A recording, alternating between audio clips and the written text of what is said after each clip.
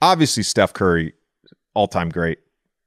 What makes the Warriors so tough to beat in the playoffs? That group specifically, that core group with Draymond and Clay and Steph, and then truthfully just a bunch of other guys who star in their roles. And obviously Wiggins was fantastic. He was particularly good in your series in the finals. I mean, you said it. The guys who star in their roles. They know their roles. They know their jobs. They know what each and every one of them are capable of. And it's their culture. They have a particular culture that like doesn't let you step outside that box in a good way. Like in order to be a part of this team, like you got to sacrifice. No, it's Steph and Clay.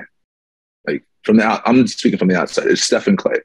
Those guys are obviously like the engines, right? And then you have Draymond, who basically does everything else. Like Draymond's that guy who does when I mean everything, defensively, vocally. He's like an antagonizer. He does everything. Right? He's a guy that kind of holds that all together. And so while everyone sees Steph and Clay, like the big numbers and everything, like Draymond, like for me, like I have the utmost respect for Draymond because it's not easy to like what he does. Not easy. And to see him do it night in and night out, and then be the person who he is, and be the people that like a lot of people are just like are annoyed of him and don't like him. Like I like watching him is like it's great. Like he's able to do things that like all basketball players should do. Like he's literally the prototype of someone who you may not think should make the NBA is thriving in his role because he loves doing what he does. And there's a lot of people who are like, I need to be a scorer. I need to be athletic. I need to do all this and stuff. Draymond says, all right, like I want to be everything that you guys are not, and then prove to you why I'm worth $100 million or whatever he's making.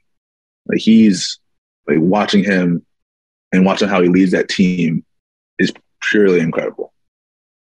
Yeah, I think for basketball players and hoop heads, I had coaches would always talk about basketball porn. You know, it's like certain plays. It's not like the flashy stuff that makes the highlight tape, but it's like the nitty gritty stuff, the little things that you're talking about with Draymond. If you really watch him play and you dissect film on him, it is basketball porn, and it's a beautiful thing to watch. The other side of that is a little bit of performance art. It's like a WWE wrestler going into the arena and antagonizing the crowd, antagonizing whoever he's wrestling against that night. And Draymond has embraced that. And I've told Draymond this before. I remember his rookie year, and he was kind of in the rotation towards the end of the season. And I'm like, I don't get it. Like, why is that guy in the NBA? He doesn't do anything great. At the time, I didn't know he was just going to be as good as he was defensively and as a basketball genius. I didn't know any of that. And like he has figured out, you said it's not easy to do what he does. Not only that, he does it better than anyone else, and potentially better than anyone. I don't want to hyperbolize, but like potentially better than anyone in the modern NBA. You know, over the last 40 years or so, like you probably could say like Rodman probably is another guy who did it to that level. All the little things that get overlooked, and obviously Rodman rebounded the shit out of the ball. But yeah, Draymond he's so integral to that.